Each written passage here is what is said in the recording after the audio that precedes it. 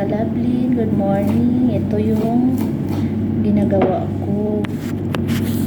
Hihiwa ng Jardilan para sa panghalo ng pagkain nila sa ulam.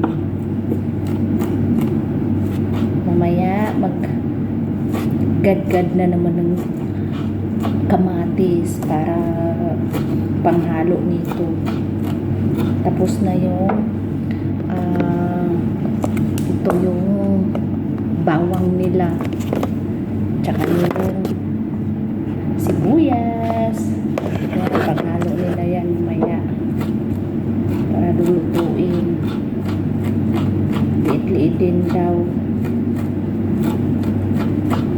Ito yung buhay dito, OFW. Ang hirap dito sa umaga. Bago maglinis, ito ang gagawin.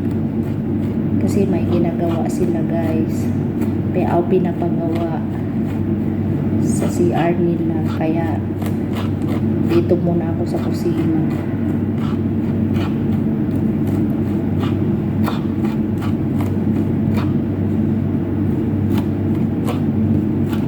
Ganito lang, guys. Tapos gagawin to maya-maya ng bilog. Tapos ilagay sa oven.